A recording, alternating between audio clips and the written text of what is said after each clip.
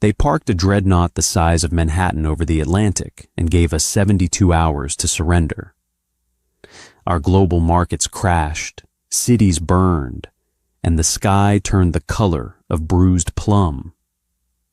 When I sat across from their warlord, breathing in the smell of ozone and wet copper, he demanded our total subjugation.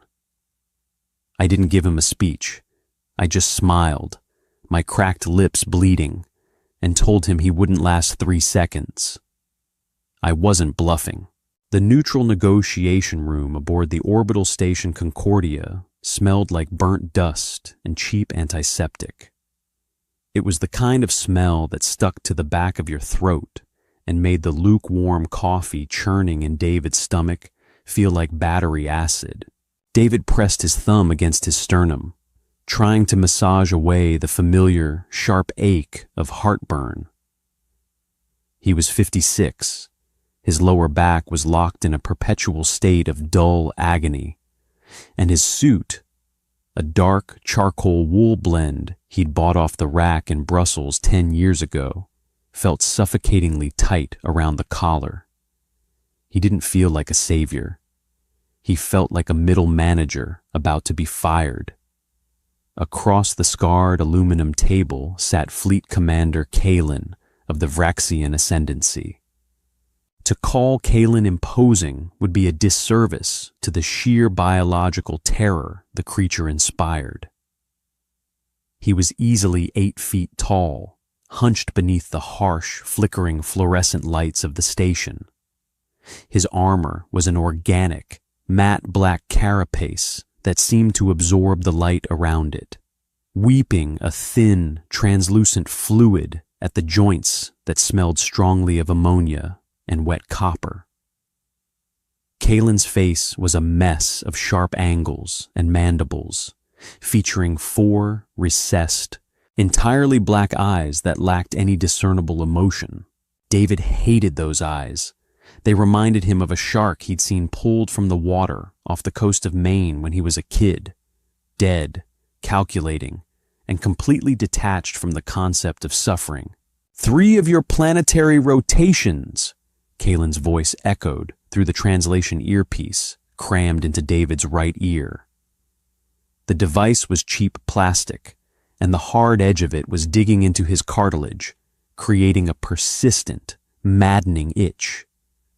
The translated voice was artificially smoothed into perfect unaccented English, but beneath it, David could hear the wet, clicking, guttural real-time vocalizations of the alien's throat. 72 of your hours, the voice continued, devoid of inflection. At the cessation of this period, the Ascendancy will initiate atmospheric pacification. Your communication grids will be assimilated. Your defense networks will be turned against your population centers. Your leaders will be processed. Submission is your only remaining variable. David stared at the heavy clawed hands resting on the table. They were perfectly still. No nervous tapping, no shifting weight. The Vraxians were a hive mind adjacent species. They operated on total synaptic synchronization. They didn't feel doubt. They calculated odds. And the odds, structurally speaking, were heavily in their favor. A heavy silence settled over the room, broken only by the low, mechanical thrum of the station's life support systems, working overtime to filter out the Vraxian pheromones. David felt a bead of sweat detach from his hairline and trace a cold, jagged path down his neck, soaking into his cheap collar. He swallowed hard, tasting the metallic tang of old blood from where he had been biting the inside of his cheek for the past hour. He didn't have a grand speech prepared. The UN Security Council had spent 14 hours screaming at each other in a bunker beneath Geneva, drafting a 50-page document full of desperate compromises, pleas for clemency, and pathetic concessions. The leather-bound folder containing that document sat on the table in front of him. He hadn't even opened it. 3 days, David said. His voice was raspy, dry. He cleared his throat, wincing at the scratchiness. "You're giving us 3 days to shut down our grid and kneel." "It is a courtesy," Kalen clicked. "Your biological architecture is inefficient, but your labor potential is adequate. We prefer the infrastructure intact." David looked at the folder. He looked at the perfect still claws of the alien.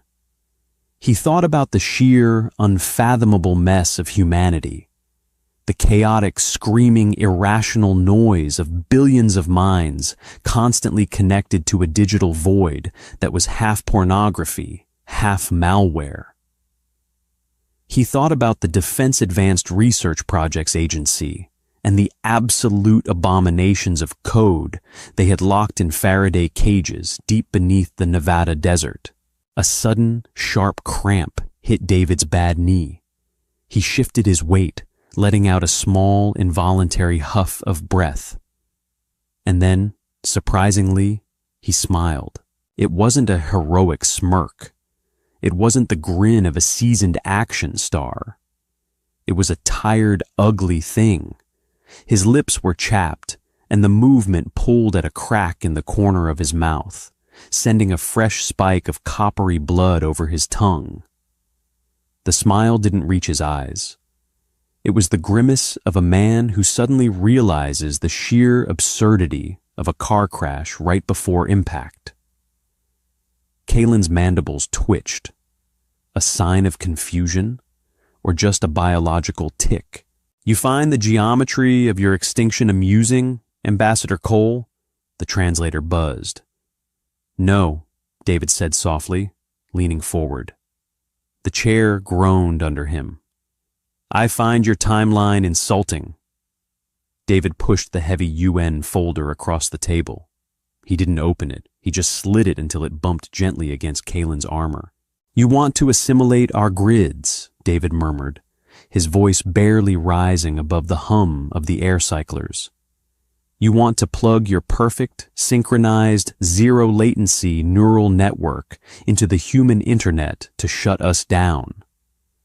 "It is standard pacification protocol," Kalen replied.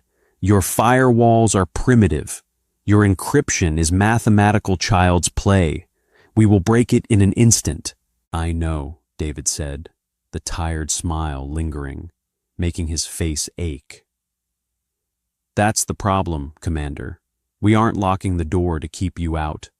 We locked it to keep the things we built in." He stood up. His knees popped audibly in the quiet room. He buttoned his jacket, an old habit from his days in corporate law, though the button was loose and hung by a single black thread.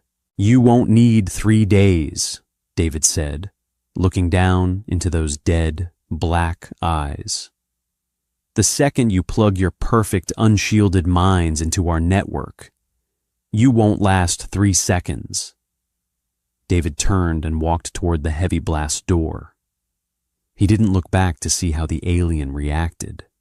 He just wanted a cigarette and maybe some antacids. The corridor outside the negotiation room was freezing. The station's thermostat had been malfunctioning for months, blowing recycled air that smelled of ozone and damp aluminum.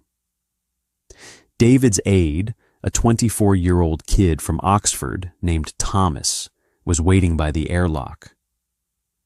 Thomas was practically vibrating, his face the color of skim milk. His tailored suit looked perfect, unwrinkled, entirely out of place in the grimy reality of the end of the world. "Sir?" Thomas stepped forward, his voice a tight, high-pitched squeak. Did they accept the Geneva concessions?" David walked right past him, his cheap leather shoes squeaking faintly on the grating. "No." "No?" Thomas scrambled to keep up, his tablet clutched to his chest like a ballistic plate. "But, sir, the bombardment. They said they would bombard. They're going to initiate network assimilation," David said, rubbing his temples. A vicious tension headache was wrapping around his skull like a tightening rubber band. "They're going to try and turn our lights off from the inside." Oh God, Thomas breathed, stopping in his tracks. Oh God, they're going to breach the firewall. We have to warn NORAD. We have to air gap the core servers. David stopped and turned back. He looked at the kid. Thomas was smart, brilliant even. Degrees in geopolitical strategy and cyber warfare. But he was naive. He actually believed the neat little boxes and lines on his holographic tablets represented reality. Thomas, David sighed, a heavy, rattling sound in his chest. Have you ever looked at the raw architecture of the global defense net? Not the sanitized version they show at briefings? The real thing. Thomas blinked, confused by the pivot. I have top-level clearance, sir, but it's a graveyard, kid, David said, starting to walk again toward the docking bay. It's 60 years of patched code, dead languages, and malicious algorithms stacked on top of each other like a landfill. We didn't build a clean system. We built a digital cesspool. David remembered the briefing he'd received 3 days ago, deep in the Pentagon. The generals hadn't been panicking about the aliens' weapons. They had been panicking about what the aliens were about to connect to. The Vraxians were a synchronized consciousness. Their minds and their technology were entirely integrated. To them, data was thought, and thought was reality. They communicated in perfect harmony, a billion minds moving in a pristine, crystalline digital silence. Humanity, by contrast, was a screaming, violently schizophrenic organism. We have feral AI roaming the deep web that we lost control of in 2024, David muttered, mostly to himself, staring at the scarred bulkhead doors ahead. We have mimetic viruses designed by teenagers in basements that induce localized seizures. We have military defense algorithms that are so heavily corrupted by their own logic loops, they've developed something akin to digital rabies. He reached the airlock of their diplomatic shuttle. The metallic smell of the hangar bay was overwhelming, cutting through the antiseptic of the station. It smelled like raw fuel and burned carbon. Sir, I don't understand, Thomas said, swiping his keycard with trembling hands. If they breach the firewall, they have access to the nuclear silos. Thomas, David said, stepping into the cramped utilitarian cabin of the shuttle. He collapsed into the worn synthetic leather of his crash seat, groaning as his back muscles finally released some tension. If a man who has lived his entire life in a sterilized bubble suddenly decides to swallow a mouthful of raw sewage, do you worry about the man stealing your watch, or do you worry about what the sewage is going to do to his immune system? Thomas just stared at him, his mouth slightly open. The firewall isn't there to protect the nuclear silos, David said, closing his eyes. The harsh overhead light bled red through his eyelids. The firewall is a quarantine. We put it up because our digital ecosystem is so brutally toxic, so saturated with malware, contradictory logic, and hostile autonomous code that it bleeds into our own infrastructure if we don't cage it. David strapped himself in, the webbing rough against his neck. Commander Kalin is going to plug a perfectly ordered, highly sensitive hive mind directly into the unshielded raw ID of human cyberspace. He's going to open his mind to 4 zettabytes of contradictory screaming, weaponized paradoxes, and digital rot. David opened his eyes, looking at the blinking green light on the console that indicated they were cleared for departure. Tell the pilot to punch it. I want to be outside the blast radius when their dreadnought forgets how to breathe. 300 miles above the Atlantic, the Vraxian dreadnought harbinger of silence hovered like a brutalist cathedral made of dark matter and jagged obsidian. It generated its own gravity well, subtly altering the tides below, dragging dark, bruised clouds into a swirling vortex around its hull. Inside the command nexus, Commander Kalen stood at the center of a perfectly spherical room. There were no screens, no consoles, no physical interfaces. The walls were lined with thousands of glowing, semi-organic synaptic tethers that pulsed with a soft, bioluminescent blue. Kalen closed his eyes. All 4 of them. He didn't need to speak to issue commands. The crew of 90,000 Vraxians aboard the dreadnought were connected to him. He felt their readiness like a gentle hum at the base of his skull. It was a beautiful, ordered symphony. Everyone knew their place. Every thought was logical, synchronized, and pristine. The human ambassador was posturing. Kalen broadcasted to his sub-commanders, the thought clean and crisp in the collective mind. Biological stress response. Irrelevant. Initiate the planetary breach. Acknowledged, came the synchronized reply. A chorus of perfect obedience. From the underbelly of the dreadnought, a massive, invisible spire of electromagnetic energy drove downward, piercing the Earth's exosphere. It wasn't a weapon of destruction. It was a bridge, a synaptic link designed to bypass physical hardware and interface directly with the planet's digital nervous system. The Vraxian protocol was elegant. They would slide into the human network, analyze the core logic, subsume the root commands, and shut down the power grids. A bloodless decapitation. Connection established. The cybercast reported. Firewalls identified. Structure is archaic, breaking. Kalen felt a ripple of satisfaction. Proceed. The human firewall shattered. It didn't resist. In fact, it almost seemed to give way willingly, like a rusty gate falling off its hinges. Kalen expanded his consciousness, leading his synaptic strike team into the human grid. He prepared to witness their data structure, expecting primitive libraries of coordinates and binary commands. 0.1 seconds. The first thing Kalen experienced was noise, not auditory noise, but a sheer, deafening roar of raw, unstructured data. It didn't make sense. There was no hierarchy. He hit the surface layer of the civilian internet. In a fraction of a microsecond, the Vraxian hive mind was flooded with petabytes of contradictory information. It wasn't logic. It was raw emotion digitized. Greed, lust, rage, humor, despair. A perfectly ordered Vraxian logic node tried to process an algorithm dictating a high-frequency trading bot simultaneously colliding with a server farm hosting 30 million hours of corrupted, artificially generated surrealist video content, which was tangled into a thread of deep web conspiracy paranoia. Anomaly, Kalen broadcasted, a sharp spike of confusion entering the perfect harmony of his mind. Filter the static. 1 second.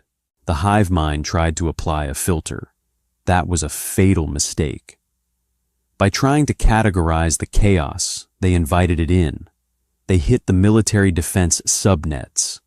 These weren't clean lines of code. They were self-mutating polymorphic viruses designed by DARPA in the late 2020s, abandoned because they were too vicious, left to cannibalize each other in dark servers. The human viruses didn't just attack the Vraxian intrusion, they assimilated the Vraxian logic. A piece of feral code designed to find patterns and break them, latched onto the pristine synchronization of the alien minds. Kalen felt something he had never felt in his entire life, a blinding localized pain in his frontal lobe. "Pull back!" a sub-commander screamed in the neural link. It wasn't a crisp thought. It was a ragged, terrifying burst of biological fear. "The data is alive! The sub-commander's neural signature vanished, replaced by a looping, screaming gif of a fractured geometric shape that played directly into Kalen's optic nerve. 2 seconds. The corruption cascaded. Because the Vraxians were perfectly synchronized, a pathogen entering one mind entered them all instantly. The feral human algorithms recognized the Vraxian neural net not as a hostile intruder, but as free real estate.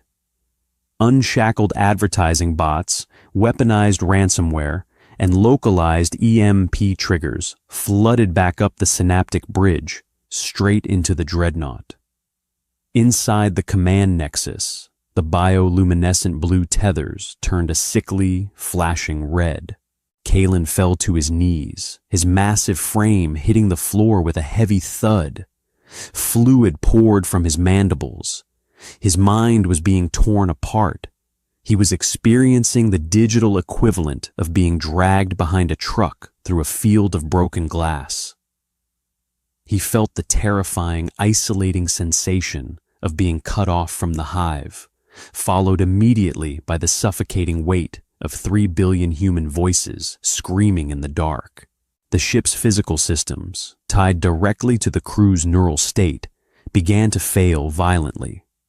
Life support logic inverted. Gravity dampeners flickered and died. 3 seconds.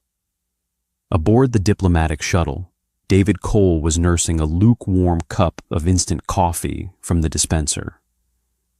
He was staring out the thick perspex window at the massive dark silhouette of the alien dreadnought blocking out the stars. Thomas was pacing nervously behind him, biting his fingernails. "Sir, they've initiated the bridge," Thomas said, looking at a portable scanner. "The surge is massive. They're in our systems." David took a slow sip of the bitter coffee. He grimaced, feeling the acid churn in his stomach. He looked at his watch, a cheap analog thing with a scratched face. Tick, tick, tick. Through the window, David watched as the pitch-black hull of the dreadnought suddenly shuddered. It wasn't an explosion. It was a complete, systemic seizure. A massive array of running lights along the spine of the alien ship suddenly flashed blinding white, then blew out in a wave of cascading darkness.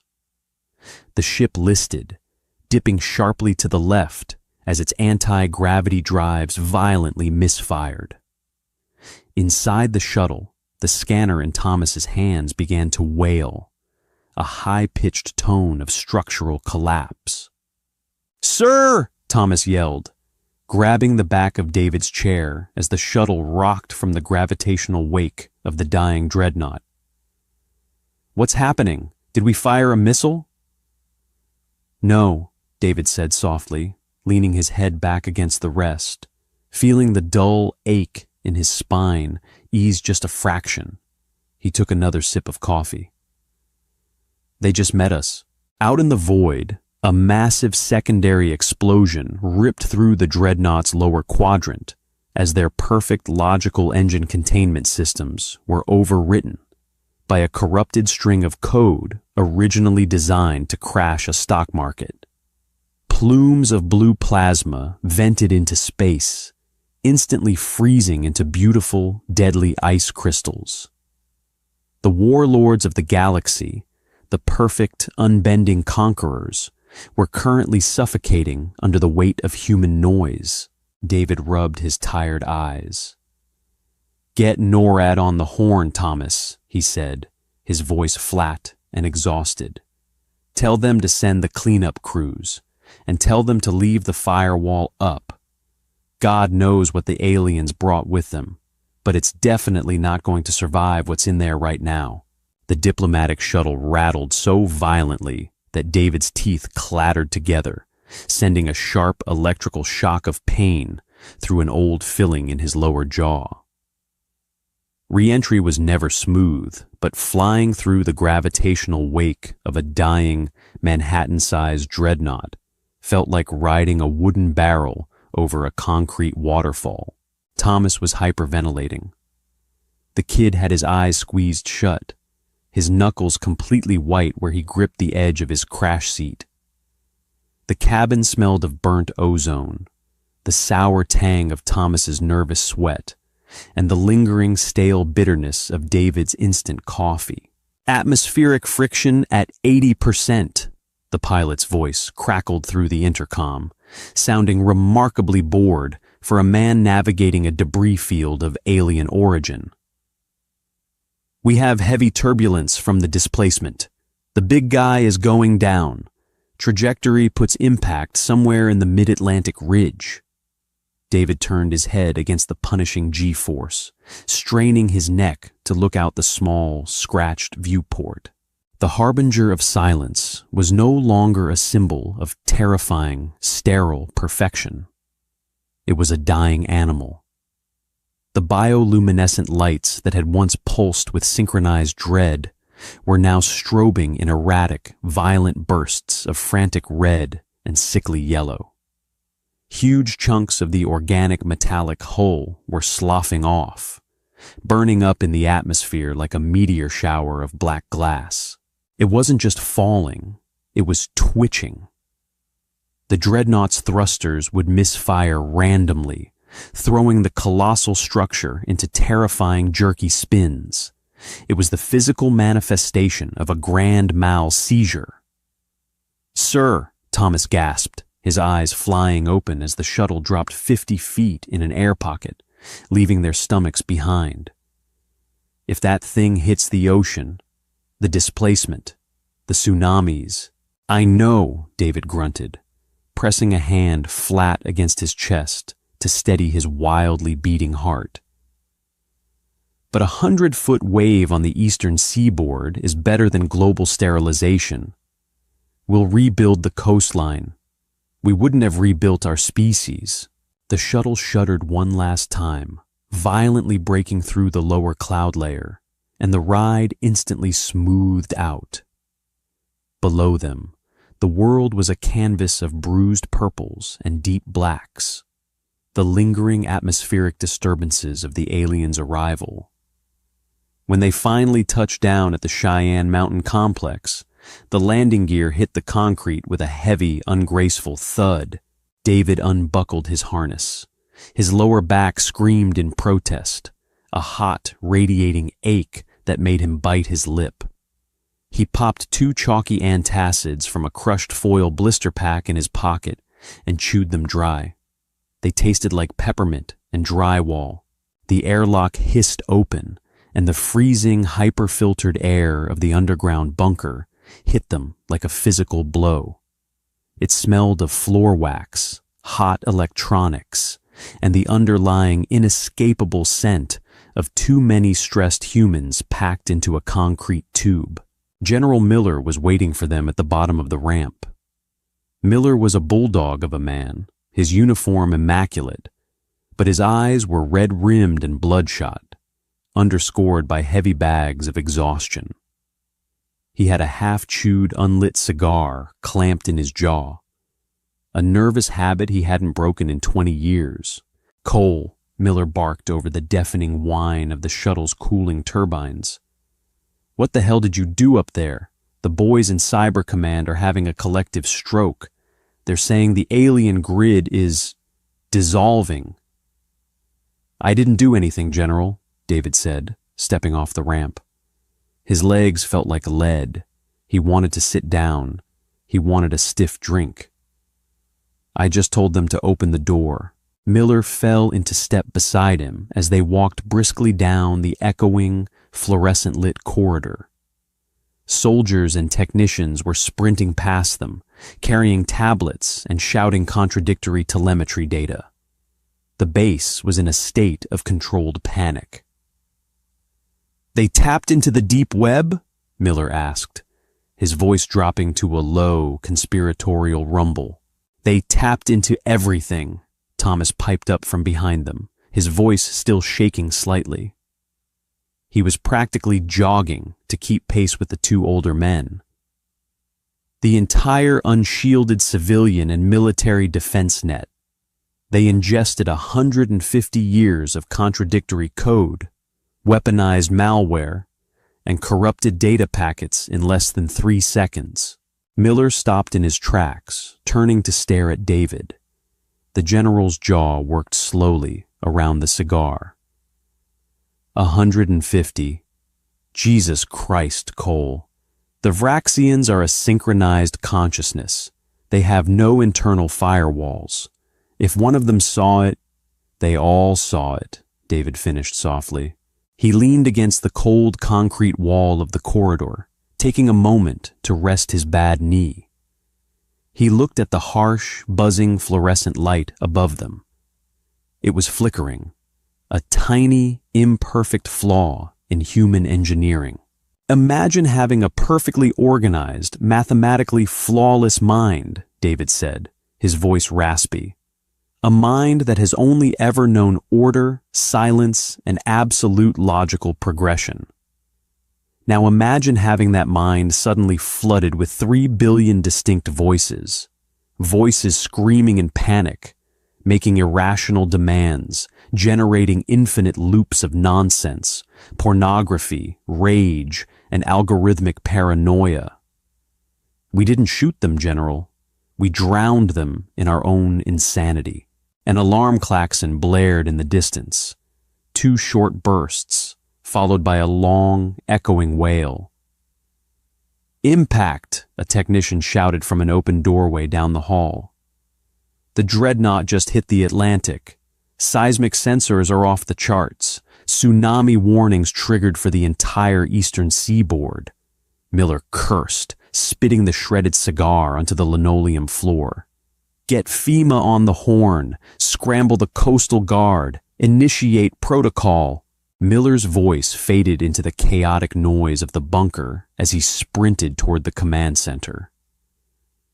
David didn't follow. He just stood there, leaning against the cold wall, listening to the muffled thud of running boots and shouting voices. He rubbed a hand over his face, feeling the rough stubble on his jaw. "Sir?"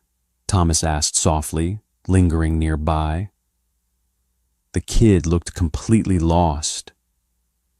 Shouldn't we go to the command center?" "No," David sighed, pushing himself off the wall. "The military has the waves. We have something worse to deal with." "Worse?" "The fallout," David said, starting to walk toward the lower sublevels. The dreadnought jettisoned hundreds of escape pods before it went down. Some of them landed inland. We need to see what's left of the people who tried to eat our minds. Level Sub-9 of Cheyenne Mountain was the biological containment wing. It was a place designed for nightmare scenarios. Weaponized anthrax, engineered smallpox, things that shouldn't exist. It smelled sharply of industrial bleach, iodine, and the metallic tang of heavy air scrubbers working at maximum capacity. David hated it down here. The cold seeped into his bones, making his joints stiff and painful. He and Thomas stood behind a foot-thick panel of reinforced lead-lined glass, looking into Isolation Cell 4. The lighting inside the cell was dim, casting long, stark shadows across the stainless steel examination table bolted to the floor. On the table lay a Vraxian. It was a drone cast, smaller than Commander Kalen, but still a towering 7 feet of organic, matte black armor. Dr. Bennett, the lead xenobiologist, stood near the head of the table, wearing a bulky yellow hazardous materials suit that hissed with every breath she took. The alien wasn't dead, but it wasn't exactly alive either.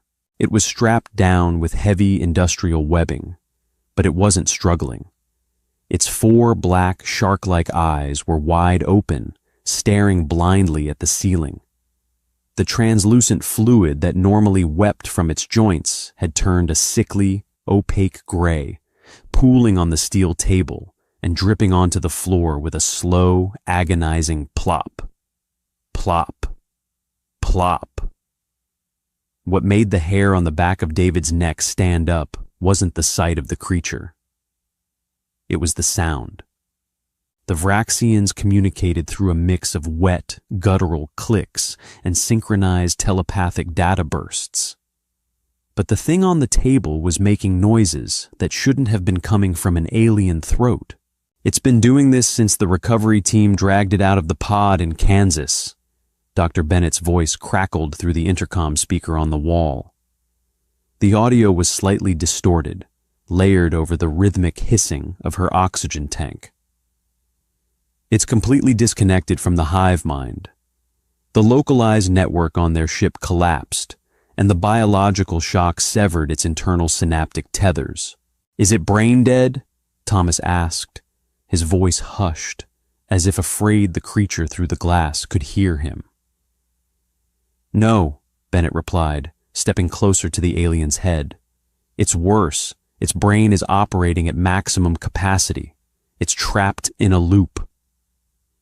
Inside the cell, the Vraxian's mandibles twitched violently. A thick, dark sludge bubbled up from its throat. And then, it spoke. It wasn't using a translator. It was manually forcing its alien vocal cords to mimic the audio files that had been burned into its mind during the 3-second data breach. "Error. Error 404. Buy one, get one free. Warning. Localized threat detected," the alien choked out. The voice was a horrifying, wet approximation of a synthesized human female voice, mangled by mandibles and alien biology. "Subscribe for more. The end is nigh. Hot singles in your area. Fatal exception. Fatal exception." Thomas took a step back from the glass, his face turning an unhealthy shade of green. He covered his mouth with the back of his hand. "Oh God, what did we do to it?" "We didn't do anything," David said quietly, his eyes fixed on the twitching creature. The antacids in his stomach weren't working. The heartburn was back, a slow burning clench behind his ribs. "It tried to download the internet, Thomas. It tried to digest the collective consciousness of a species that spends half its time figuring out how to build better bombs, and the other half arguing with strangers over imaginary numbers." Inside the room, the Vraxian suddenly convulsed against the restraints. The heavy steel table groaned under the immense physical power of the creature. "You have been locked out," the alien roared, the sound tearing its own throat, spraying a mist of gray fluid across the inside of Dr. Bennett's hazmat visor. "Please enter CAPTCHA to verify you are not a robot. I am not a robot. I am not. Error. Error." The creature collapsed back onto the table, its limbs trembling uncontrollably. A high-pitched whining sound, like a failing hard drive, emanated from deep within its chest cavity. Its neural architecture is trying to compartmentalize the corrupted data, but it doesn't have the biological framework for cognitive dissonance, Dr. Bennett explained. Her voice remarkably clinical as she wiped the gray fluid off her visor with a gloved hand. Humans can hold two contradictory thoughts in their head at the same time and not go insane. We call it politics.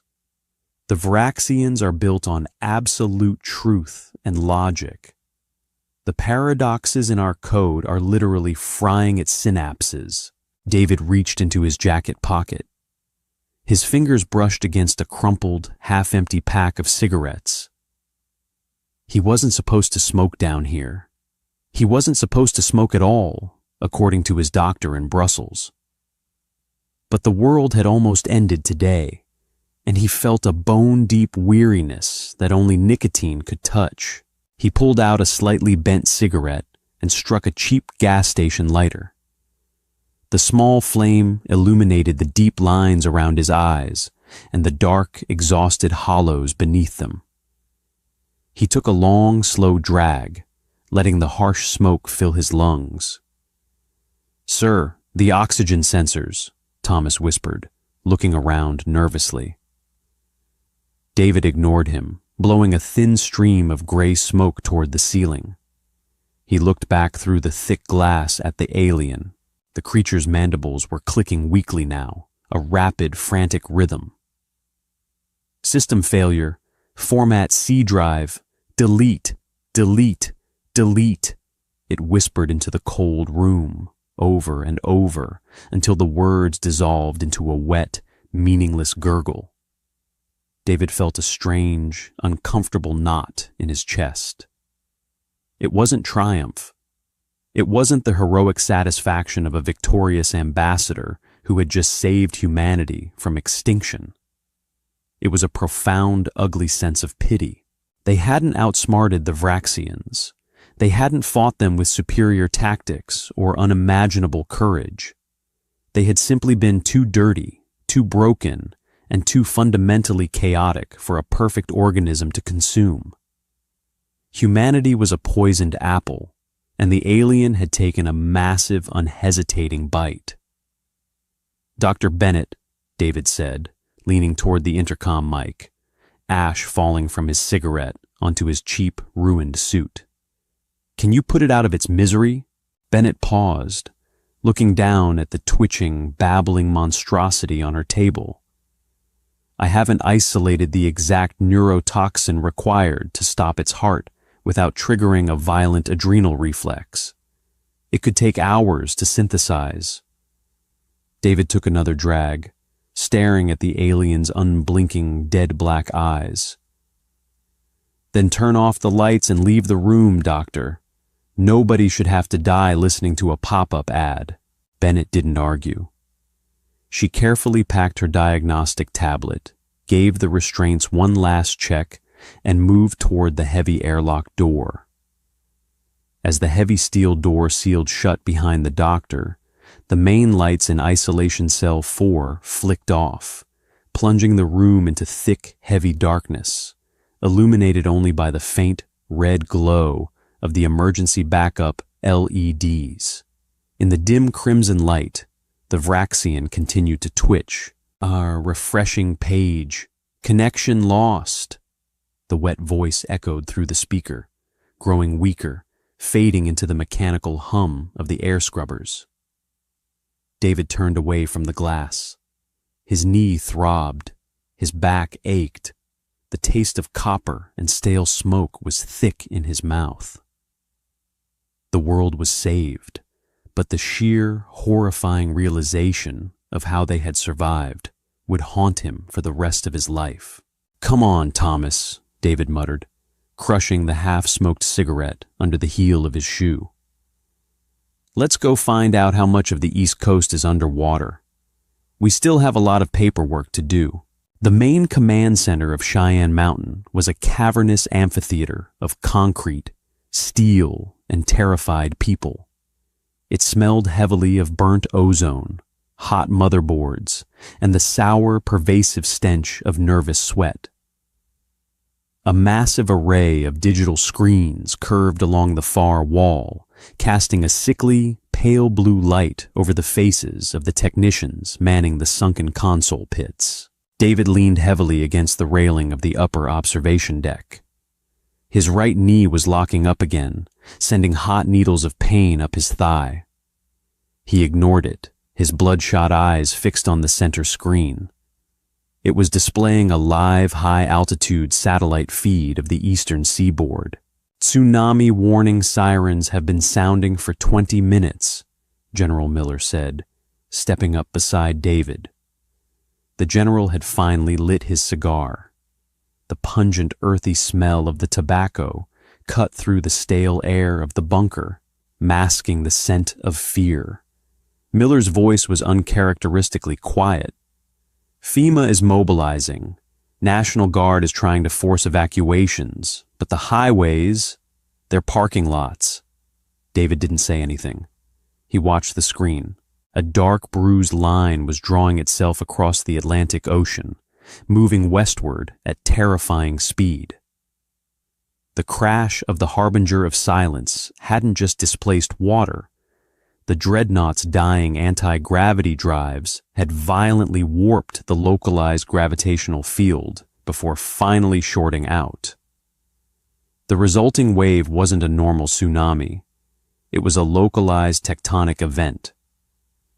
"Impact in 4 minutes," a technician's voice called out from the pit below. Her voice cracked on the word minutes. Thomas stood on David's other side, clutching his tablet to his chest like a shield. The young man's lips were moving silently, maybe praying, maybe just running statistical models in his head. "We saved them," Thomas whispered, though it sounded more like a question. "We stopped the orbital bombardment. They were going to glass the cities." "Yes," David replied, his voice dry and hollow. "We stopped the fire. Now we get the flood."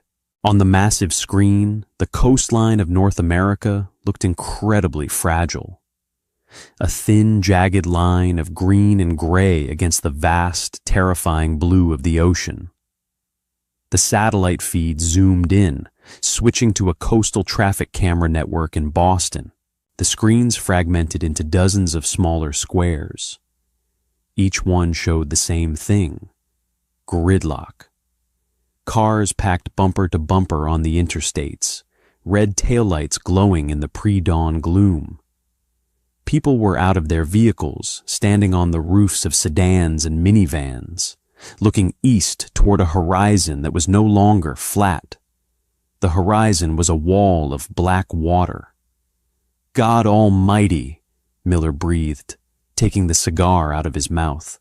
David felt his stomach heave, the acid churning against the lining of his throat. He swallowed hard, forcing it down. He couldn't look away. He forced himself to watch. This was the price of his clever little victory. This was the receipt for human survival. The ocean didn't just hit the coast. It erased it. On the screens, the water crested the seawalls without slowing down. It was a massive, churning avalanche of gray foam, pulverized concrete, and deep-sea mud. It swallowed the highways in an instant. The red taillights simply vanished beneath the frothing dark. Buildings made of steel and glass held for a fraction of a second before the sheer, unimaginable kinetic force of the water shattered them into clouds of debris. The audio feeds from the traffic cameras cut to static, one by one. Pop, pop, pop. A rhythmic, mechanical death knell as the infrastructure of the East Coast was systematically drowned. Within 90 seconds, the lower half of Manhattan was gone. Boston was a lake. The water pushed miles inland, dragging ships, cars, and the shattered remnants of human lives with it. The command center was dead silent. The only sounds were the hum of the servers and the soft, ragged breathing of the people in the room. Nobody cheered. The aliens were dead. The invasion was stopped, and nobody felt like a winner. "Casualty projections?" Miller finally asked, his voice rough, like he was speaking through a throat full of gravel. A technician in the pit hesitated, her fingers hovering over a glowing keyboard. "Initial estimates, considering the gridlock and the height of the displacement wave. We're looking at 4 to 6 million. Minimum, sir." Thomas made a small, choked sound and turned away from the railing, covering his face with his hands. David closed his eyes. The blue light from the screens still bled through his eyelids, staining his vision. 4 million people. He had sat in a room, looked an alien warlord in the eyes, and gambled with the lives of billions. He had won the gamble. And the house had still taken 4 million souls as a tax. "Pull the rescue choppers from the Midwest," Miller ordered, his tone shifting back to the clipped, pragmatic bark of a commander. Reroute all military medical supplies to the Appalachian staging grounds. The water will recede, and when it does, it's going to leave a graveyard. I want boots in the mud the second the tide pulls back." "Yes, General," the pit responded in a synchronized murmur. David slowly opened his eyes and pushed himself away from the railing. His joints popped. He felt incredibly old. He felt like dust. "Where are you going, Cole?" Miller asked, not looking away from the screens. "Sub-level 7, David said, straightening his cheap jacket. The recovery teams pulled another pod out of the Atlantic before the wave hit. A command tier pod. Miller frowned, finally turning to look at him. "We don't need to negotiate anymore, David. Their dreadnought is at the bottom of the ocean. Their hive mind is fractured." "I'm not going to negotiate," David said, his voice flat, devoid of any emotion he was desperately trying to suppress. "I'm going to ask it how it feels." Sub-level 7 was a repurposed munitions bunker, far less clinical than the biological containment labs. It was brutalist and raw. Exposed concrete walls, heavy iron blast doors, and a persistent, damp chill that smelled like wet limestone and old rust. They had chained the Vraxian to a heavy steel structural pillar in the center of the room. This one was different from the drone in the biolab. It was wearing the shredded remains of a command mantle, a bioluminescent armor that was now flickering weakly, bleeding a thick violet sludge onto the concrete floor. The creature was massive, easily 8 feet tall, but it was slumped forward, its 4 arms hanging limply in the heavy titanium restraints. David stood on the other side of a reinforced steel mesh barrier, smoking his second cigarette of the hour. The harsh overhead work lights cast deep, jagged shadows across the alien's carapace. Unlike the babbling drone, this Vraxian was silent. "It hasn't made a sound since they hauled it in," Thomas said, standing a few feet behind David. The kid had washed his face, but his eyes were still red and puffy from the command center. He held a translation module in his shaking hands. "Life signs are erratic. Heart rate is spiking and crashing every few minutes. Dr. Bennett thinks it's having continuous micro-panic attacks." "Hook up the audio feed," David muttered, taking a drag and letting the smoke drift lazily through the steel mesh. Thomas fiddled with the tablet. A sharp burst of static crackled from the wall-mounted speakers, followed by the wet, rhythmic clicking sound of the alien breathing. David stepped closer to the mesh. The smell of ammonia and violet blood was overpowering, making his eyes water. "Can you understand me?" David asked. His voice was calm, conversational, like a man asking for directions on a rainy street. The massive alien flinched. The movement was sudden and violent, a full-body shudder that rattled the heavy titanium chains against the pillar. Its 4 black eyes slowly raised, locking on to David. The depth of the void in those eyes had changed. Before, in the negotiation room with Kalen, the blackness had been cold, calculating, and infinite. Now, the blackness looked small. It looked terrified. A wet, guttural series of clicks and hisses emanated from the creature's mandibles. The cheap translator earpiece in David's ear buzzed, processing the guttural sounds into English. "It is quiet," the translated voice whispered. The digital rendering couldn't convey emotion, but the pacing of the words, slow, halting, desperate, carried the weight of absolute horror. "Your localized network is gone," David said, leaning against the mesh. He didn't feel triumphant. He just felt tired. "Your dreadnought crashed. The connection to your ascendancy is severed. You are disconnected. The alien squeezed its 4 eyes shut. A low, keening whine vibrated in its chest cavity, vibrating through the concrete floor. There is no we, the Vraxian choked out. There is only here, inside this shell. The silence is, it is crushing. It is heavy. How do you bear the weight of it? David took another slow drag of his cigarette. He looked at the creature.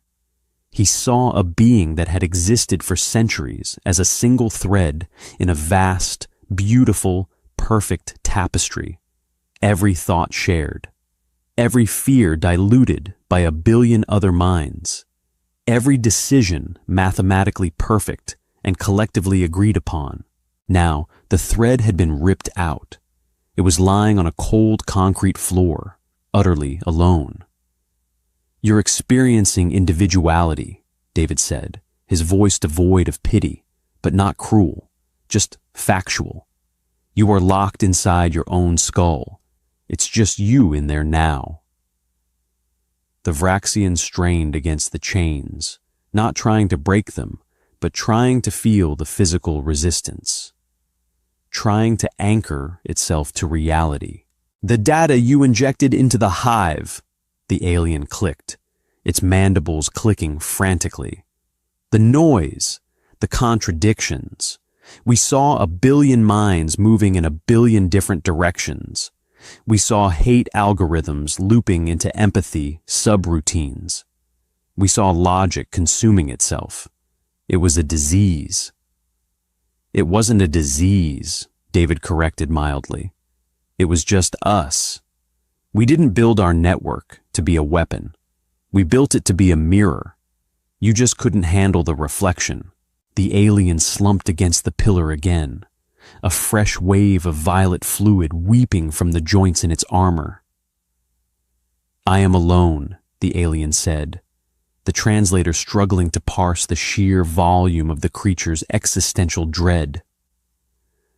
I have a thought, and no one answers. I feel a terror, and no one shares it. The boundaries of my flesh are the boundaries of my universe. I am a single point of data in an endless void. It is a sickness, the sickness of I. Thomas, standing behind David, let out a shaky breath. Sir, it's going insane. No, David said softly, never taking his eyes off the alien. It's becoming human. David dropped his cigarette onto the concrete floor and crushed it under his heel. He walked over to the heavy blast door, pulling the access lever. How do you survive it? The alien suddenly screamed, a horrifying wet roar that clipped the audio sensors and made Thomas cover his ears. The Vraxian was thrashing now, the chains groaning under the immense strain. How do you endure the silence of your own minds? How do you live in this chaotic, isolated hell without tearing your own flesh apart? David stopped in the open doorway. He looked back at the creature. He thought about the 4 million people currently buried under the Atlantic Ocean. He thought about his ex-wife in Brussels, the daughter he hadn't spoken to in 3 years, the burning ache in his chest, and the sheer, unending noise of a world that was constantly on the brink of setting itself on fire. He didn't have a grand philosophical answer. He didn't have an inspirational quote. We just wake up the next day, David said quietly, and we make coffee. He walked out of the room, letting the heavy steel door slam shut behind him, leaving the alien alone in the dark to scream at a silence that would never answer back. 2 weeks later, the smell of the end of the world was no longer ozone and wet copper. It was diesel exhaust, rotting kelp, and the suffocating heavy stench of stagnant mud. The eastern seaboard hadn't just been flooded, it had been terraformed. David stood on what used to be a coastal highway just outside of Richmond, Virginia. Now, it was a fractured ribbon of asphalt plunging into a vast gray swamp. The water had receded, leaving behind a thick layer of toxic, debris-choked sludge that coated everything like a scab. He was wearing heavy rubber boots that were 2 sizes too large, a stained canvas jacket over a flannel shirt, and a pair of thick work gloves. The cheap charcoal suit was gone, thrown in a biohazard incinerator back in Colorado. He felt the cold dampness seeping through the soles of his boots, sending a dull ache up into his bad knee. Around him, the relief camp was a symphony of miserable noise. The roar of diesel generators, the rhythmic thud of Chinook helicopters dropping pallets of bottled water, and the low, constant murmur of 50,000 displaced survivors huddled in FEMA tents. Thomas trudged up the incline toward him, his boots sucking loudly at the mud. The kid looked different. The pristine Oxford veneer had cracked. He hadn't shaved in 10 days. His eyes were bloodshot, and there was a streak of dried motor oil across his forehead. He looked older, heavier. He looked like he actually lived on Earth now.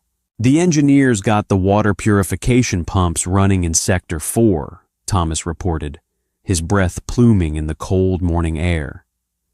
He handed David a dented thermos. "And I found coffee, real coffee, not the instant garbage from the bunker." David took the thermos with stiff fingers. He unscrewed the cap and took a sip. It was black, sludgy, and tasted slightly of burnt plastic. It was the best thing he had tasted in a month. "Good work," David rasped, handing the thermos back. They stood in silence for a moment, looking out over the devastation.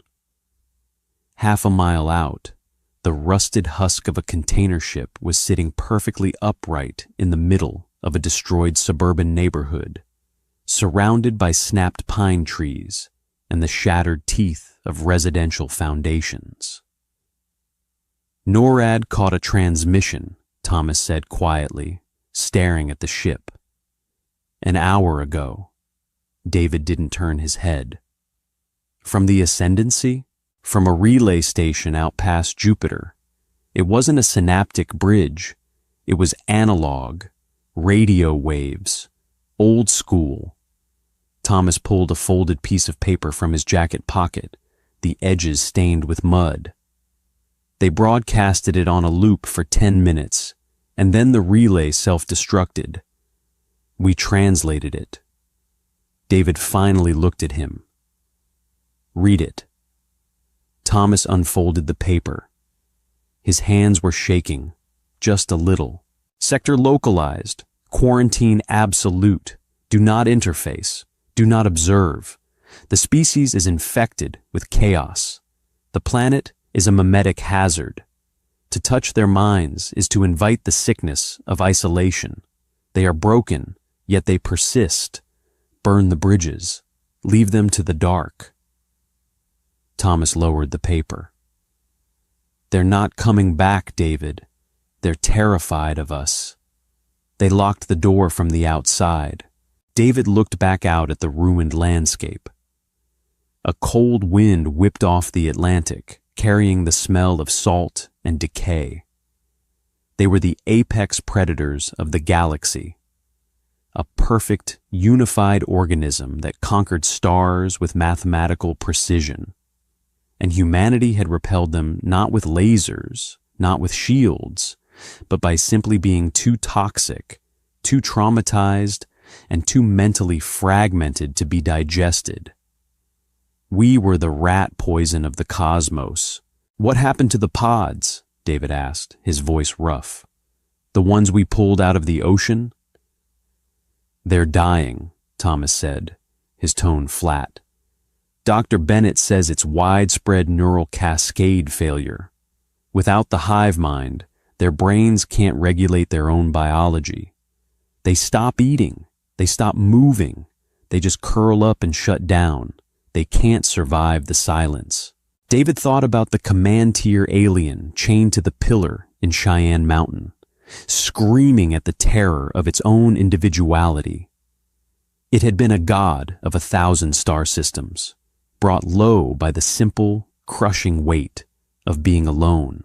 They built a perfect society, David murmured, watching a medical chopper bank low over the horizon, its red cross vivid against the gray sky. No arguments, no misunderstandings, no loneliness. But they forgot that perfection makes you fragile. You build a greenhouse, you raise beautiful, flawless orchids.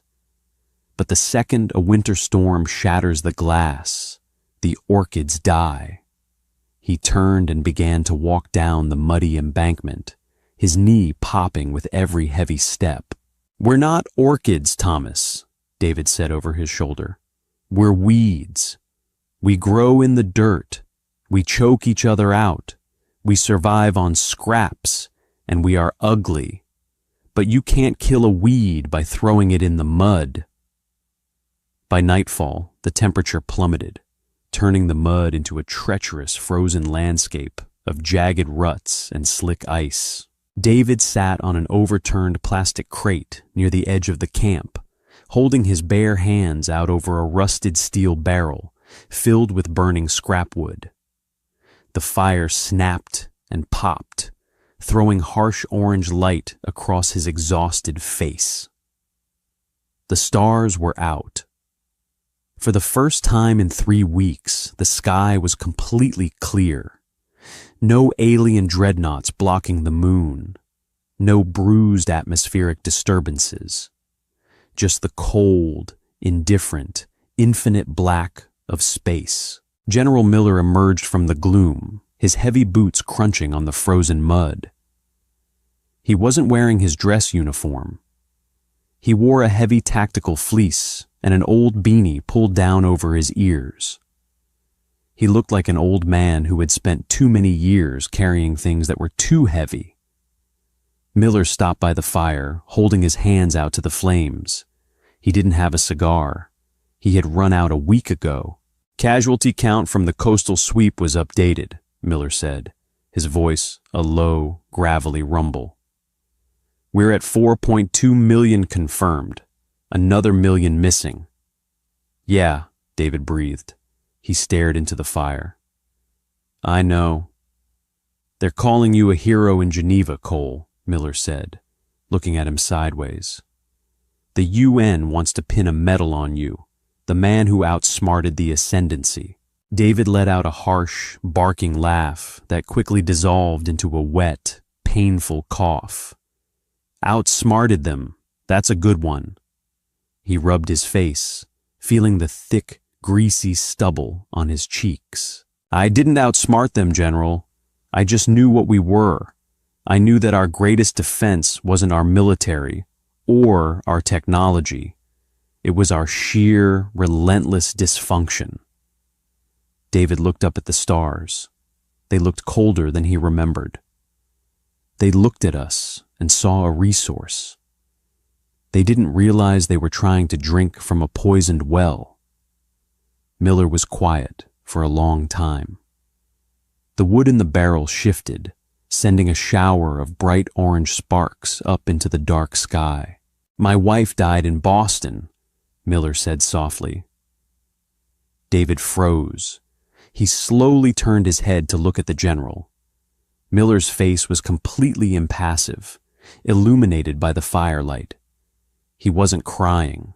He was just stating a fact, a brutal, immovable piece of reality. "She was visiting her sister," Miller continued, his eyes fixed on the flames. "When the wave hit, I was in the bunker, watching it on a satellite feed. I watched the water hit her neighborhood. I knew she was gone before her phone even went to voicemail." David felt a cold knot form in his stomach, heavier than the mud, heavier than the exhaustion. "General, I'm so—" "Don't," Miller interrupted, his voice sharp, but not angry. "Don't apologize, David. It was a numbers game. You made the call, the right call. If they had assimilated the grid, if they had taken the defense networks, it wouldn't be 4 million dead. It would be 8 billion enslaved. You saved the species. Miller looked away from the fire, meeting David's eyes. But I want you to know, Miller said, his voice dropping to a harsh whisper. I have to wake up every morning in an empty house. I have to look in the mirror, and I have to choose every single day not to put a bullet in my own head. That is the cost of living with this. David stared at the general, recognizing the profound, bottomless grief hidden behind the military stoicism. The Vraxians couldn't handle 3 seconds of our pain, Miller said, turning back to the fire. They couldn't process the grief, the anger, the sheer contradictory noise of being human. They died from it, but we don't die from it, do we, Cole? We just pack it down, we carry it. We build our cities back on top of our own graves. David nodded slowly. He reached into his pocket and pulled out a fresh pack of cigarettes he'd scrounged from a supply truck. He offered one to Miller. The general looked at it for a second, then took it. David took one for himself, lighting them both with a piece of burning kindling from the barrel. They stood there, 2 tired old men at the end of the world, smoking in the freezing dark. We are deeply, fundamentally broken, David said, exhaling a long plume of gray smoke into the night air. We hurt each other. We destroy our own planet. We build weapons we can't control, and we create digital nightmares just to see if we can. The universe looked at us, tasted us, and violently spat us out. David looked up at the stars one last time. The galaxy had locked its doors. Humanity was isolated, quarantined, left to our own chaotic devices. We were the monsters in the dark.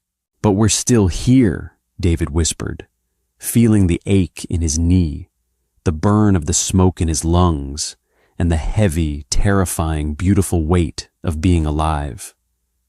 He took another drag. God help anyone who tries to take this mud away from us. If this story made you feel the raw, chaotic power of human resilience, hit that like button to feed the algorithm. Subscribe and ring the bell so you never miss another HFY sci-fi original. Do you think humanity's greatest strength is our ability to endure our own mess? Or are we truly the monsters in the dark? Drop your thoughts in the comments below. I read every single one. Share this video with someone who needs a reminder that we are tough weeds, not fragile orchids.